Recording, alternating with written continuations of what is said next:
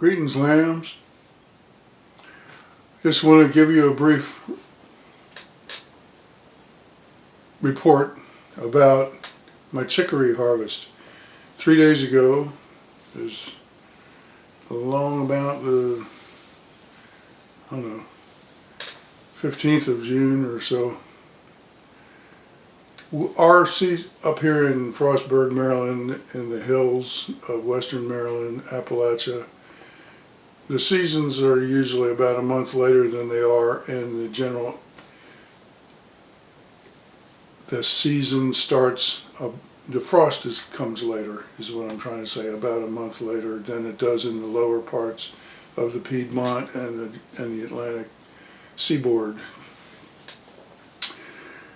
So I harvested because I assume this is because of the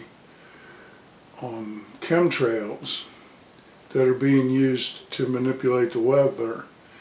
They come out of MIT mainly, but also other spots, and they're being used to control the productivity on the commodities market for the purpose of making money in investments.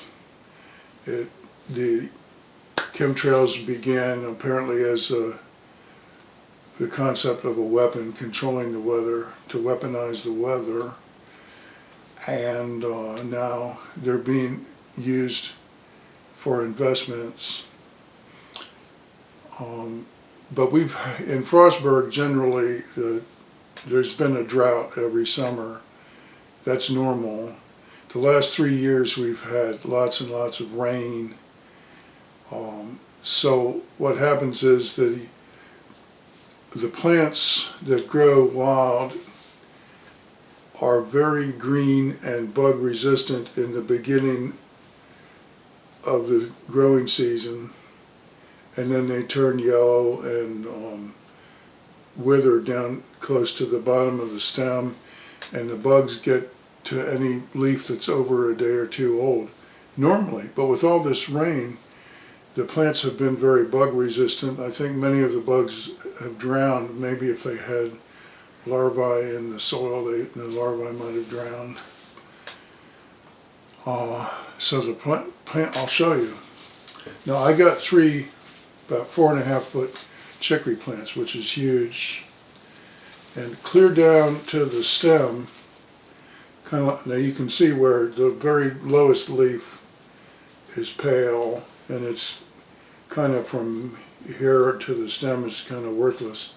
But the rest of these leaves are almost all just totally just great. So this one, you can see how big it is. It's about, well actually this one's about 4.5 feet. I guess the ones I got were probably about 5 feet. Here's the root. It broke off here, and the remainder of the root, the remainder of the root stayed in the soil. So it is most likely to produce another plant next year, or even possibly this year. Maybe it'll die, maybe it'll produce another plant. But there's just, these ends here are very good vegetable. From where they start getting flexible, you can tell by, if you take it off like this and bite it, whether it melts in your mouth or not. And you can cook them or just eat them raw. So I took these stems, broke them up, and made broth or a stock out of them that I can make coffee or soup out of to get the nutrition from the stem. Here's the shovel that I used. Since it's been raining so much, the soil is really soft, and it was really easy to, it's really easy to get them out of the ground. I put the shovel in maybe this far from where the stem entered the soil. Put it down as far as I could go with my foot, and then since the soil's so wet, I could pull back without breaking the handle of the shovel.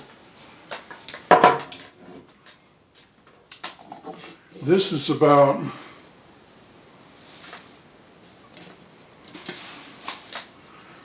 I've eaten a lot of this since 3 days ago, and it's dried out. I'm drying it out for the winter, but as I go along, I reach in and I grab a leaf,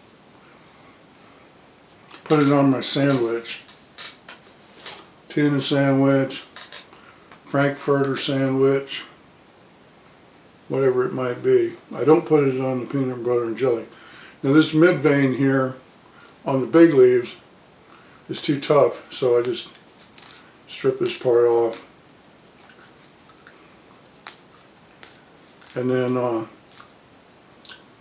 throw the mid vein in with my plant pot in my house plants or out in the garden for mulch.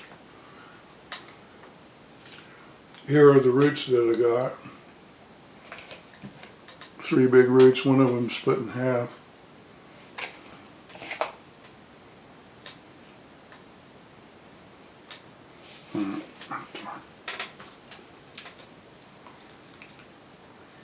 So that's it. I didn't plant anything. I've got some calendula seeds. I'm going to put them in a planter on a stand out in the back stoop. It likes full sun apparently, but I didn't plant any of this stuff. Maybe I'll tell you about the peonies in another video. Thanks for shopping.